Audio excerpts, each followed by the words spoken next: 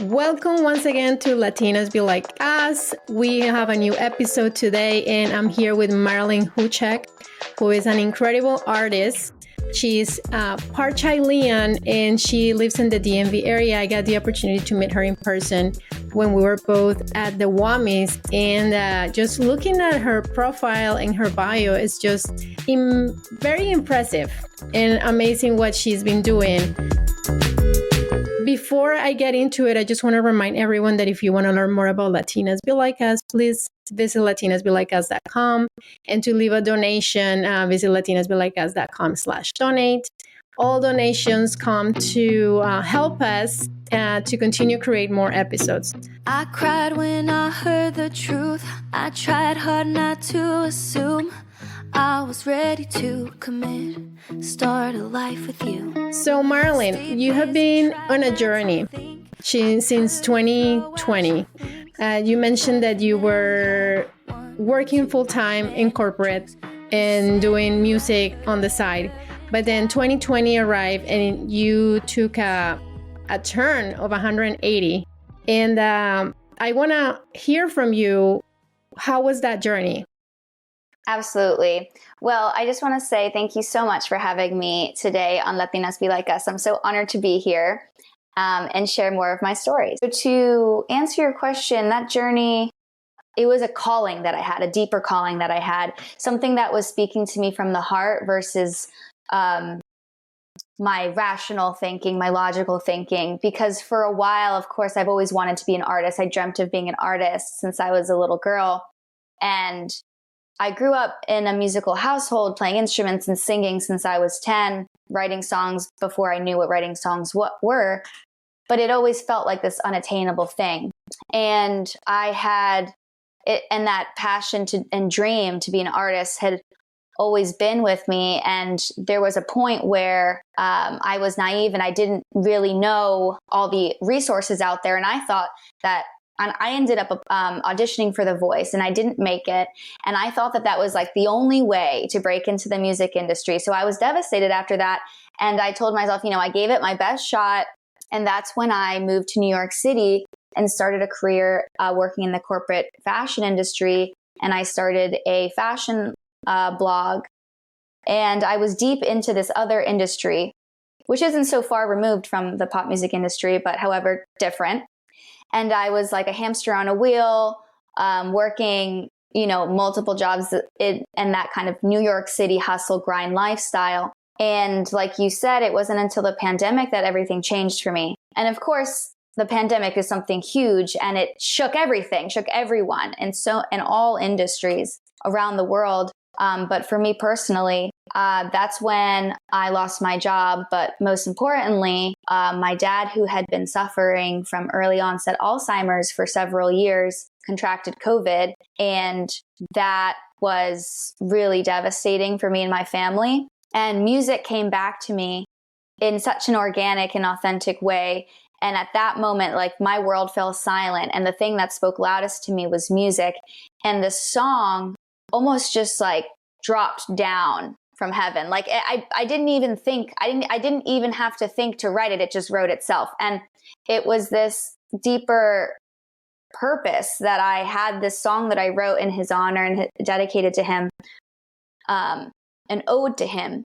And I did everything in my power to release that song. And I did. And that became my debut single. And ever since then, I hadn't looked back since. And now I'm a full-time artist and singer-songwriter. And I'd say that was the silver lining of it all, because I'm so blessed to now do what I've always wanted to do, which is my true passion. And I wake up every day so happy that I'm pursuing my dream and doing what I love. You're so right about the pandemic being so difficult and extremely difficult for so many of us. And I think it was a moment that, as you said, shook a lot of us. And what you said that it was a calling and the song dropped from heaven. Can you talk to me a little bit about that artistic process from when the song appeared to you, and what were those feelings of how am I gonna, release this song? When am I gonna release it? Like, did you know step by step what you were doing, or you were kind of just like discovering everything as you were going through it? Those are great questions. It's crazy to think about because that was in 2020. And I will say that everything was so new to me. I had zero music industry experience. I was starting from square one with zero connections, and it was scary. And previous to that whole thing, it had been scary. But at that time, I wasn't worried about how difficult it was going to be. I wasn't worried about how scary it was, how I knew nothing.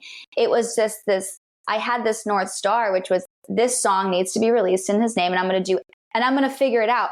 Just like you would figure out anything small or big, you just take it step by step. So it started with the song, and I wrote the song. Like I said, it came very easily to me, and it was really it's a personal song. It's about my dad. It's an ode to him. Is this going to resonate with a lot of listeners?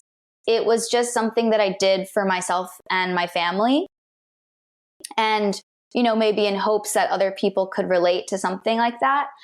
But after that, I asked a friend if she had any recommendations for a producer. And then I found a producer, and then we created the song. We recorded the song. And this was during the pandemic, so everything was remote.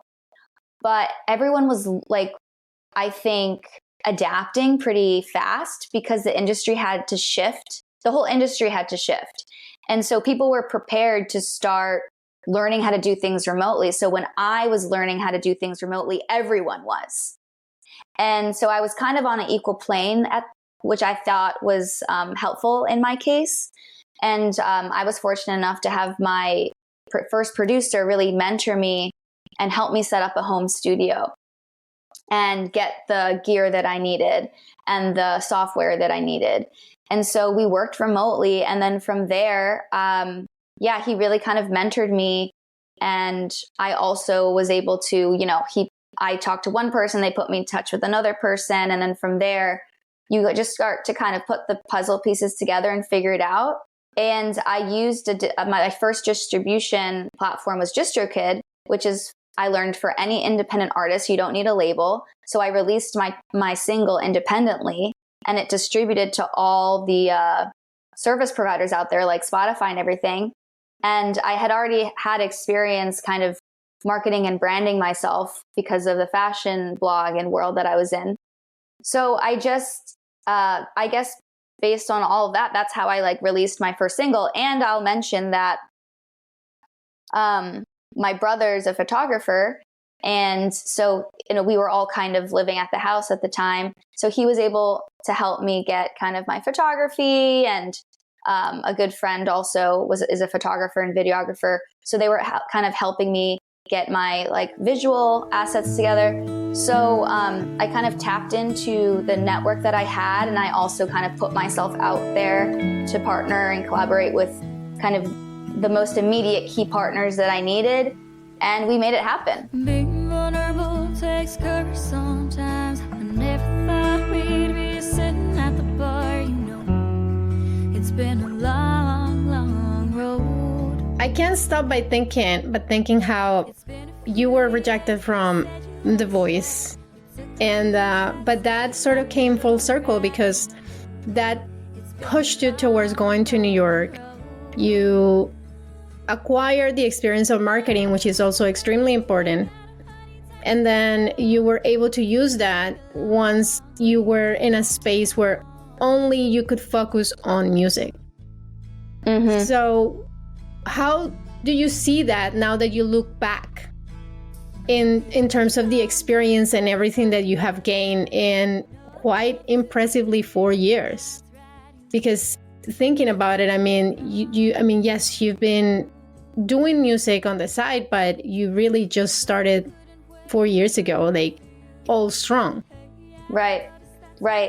And I'll mention that this music career is my second career path. So I had this fully fledged other career path going for me.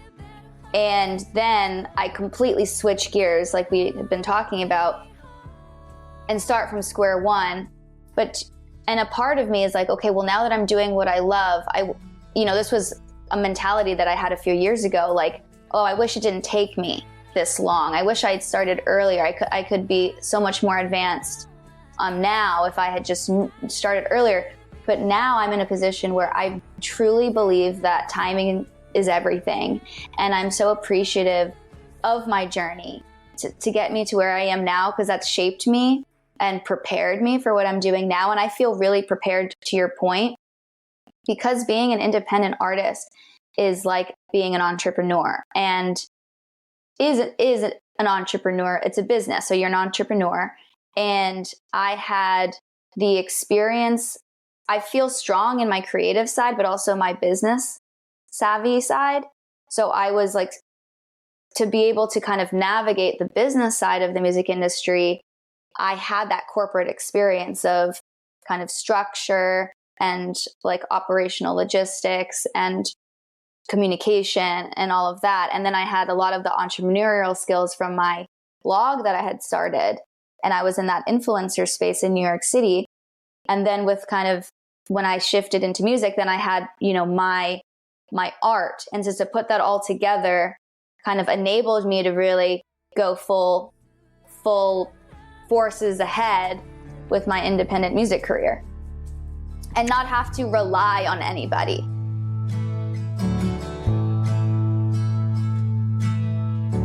Being vulnerable takes courage sometimes.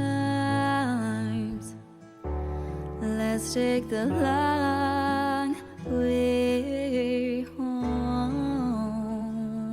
And that's the reason why you've amazed over 4 million streams. You're now released 2 EPs and performed live over 150 times at venues of all shapes and sizes. So this is Latinas Be Like Us. This is a space to talk about the stories of Latinas, the stories of women that have Latin American descent and Hispanic descent. What do you want to tell Latinas out there who want to pursue music and they don't know where to start?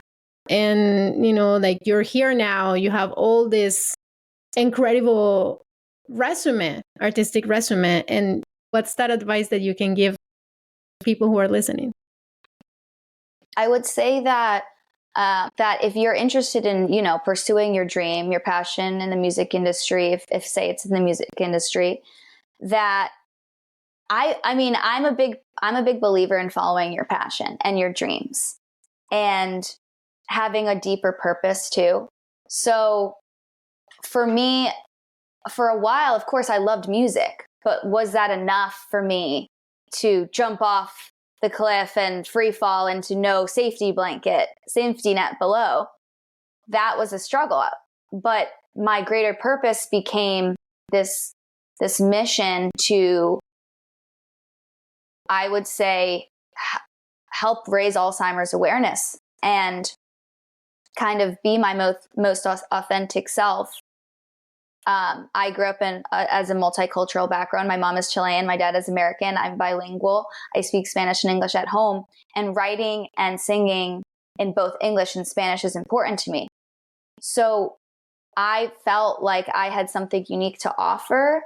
And also my greater purpose of raising Alzheimer's awareness became something that was more important than just me like having fun and making music. So I had this like clear North Star. And I think that if you really, want to be passionate about something, it's important to think about your greater purpose and hone in on why you're doing it so that when things go wrong, you don't just give up. You keep going because you feel so strongly about it. I love that. The grass is tall, chandelier still broken. You quite said it in a way that you have to be true to yourself and you just gotta keep going. You gotta believe in yourself. You gotta be your biggest supporter. You talked about being your career being dedicated to using your voice and your platform to help raise awareness for Alzheimer. What can people do to help you do that? Thank you for asking. There's a lot of different things. For example, if you come to my page, I want to make sure that I have resources available if anyone's interested in learning more about Alzheimer's.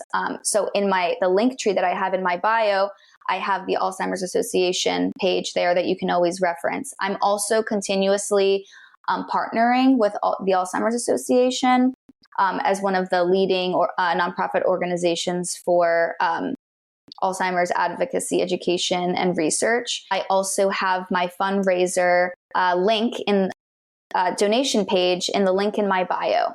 So that's kind of one thing that you can do. And I'm always kind of trying to think up fun, creative ideas. So stay tuned because there's a lot more things that I'm working on that I'm hoping to share with my community. We can't wait to hear more about that. You mentioned that Spanish and English, you're bilingual. Speaking Spanish is very important to you. Do you have any plans on releasing any music with Spanish? Absolutely. I was just in Nashville for the month of March, and I was there writing my next project, my next album. And this one will have Spanish music on it, and I collaborated with a couple friends who are also Latinas, and we co-wrote a song that I'm very, very excited about. So, and I intend to write more. But yeah, like I was talking about before, I had previously released a single. It's called No Pasa Nada. But for this next bigger project, instead of having just an English album or just a Spanish album, I want to have both on the same album, because to me, that's a reflection of who I am, of being multicultural. And I'm very, very excited about that fusion of languages. That sounds really fun. What does No Pasa Nada talks about? No Pasa Nada. So I wrote No Pasa Nada during the pandemic when we were all in quarantine and, self-isolating. And I was craving my normal life. But not only that, I was craving a good time. I was craving a party. I was craving a social life. And No Pasa Nada to me I wrote that kind of as like a release to be like, we're going to have fun. We're going to have a good time. It was like my dream getaway of, I'm going to do whatever I want to do. I'm going to have the time of my life. I'm going to be like a crazy person. I'm going to be, a crazy woman. And it's all good. No pasa nada. I love that. No pasa nada. Everything is good. I love that. Oh, that's so great. And I went on to film the music video in Mexico. And just to kind of, because my vision was to have this like, tropical, warm paradise. And I brought my vision to life. My brother lives in Mexico. So in kind of the Playa del Carmen, Cancun area. So we filmed it over there, and it's on YouTube right now if you want to check it out. It's called No Pasa Nada, and it totally captures my vision of just like fun paradise. Yes. Pool, ocean, yacht, good time. A handwritten name that's a familiar script, just how my parents used to write. Oh my God. Yeah, I'm going to go and check it out right now, immediately after we finish here. That sounds super fun. And that made me go to the beach right now. Oh my gosh. Yeah. That'll be so fun. Having a party and then Marilyn there. What is happening? Okay, you mentioned that you're working on your project. You finished. Are you done? Are you going to work on recording now? You finish your writing, or what's the next step? So I have my first drafts of all of my songs pretty much ready, but I'm still fine-tuning them. So the songwriting process is still a work in progress, and therefore I have not started producing them yet. But they're in a really great place, and yeah, this one will take some time. So this album doesn't have a release date yet, but I do have... So I had released an album late last year called Love and Loss, and I'm actually going to release an extended version of that this year. So that's something to look forward to, with a bonus track, maybe two. So that's in the pipeline for this year. Okay, right. And is that, does that have a date, or you still...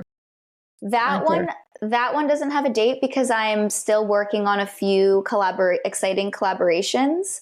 But there will be a release show coming this year too.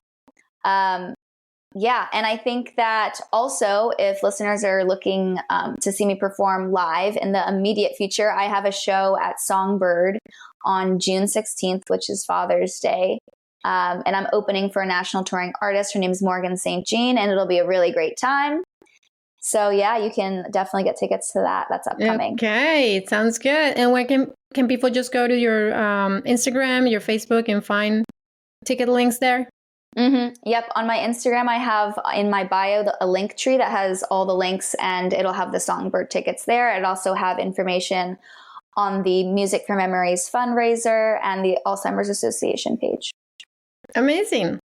Okay, well, before we say goodbye, I want to ask you one last question. What do you want people to take away from this conversation in a nutshell? What do you want people to know about who you are as a Latina, as a human being, as an artist?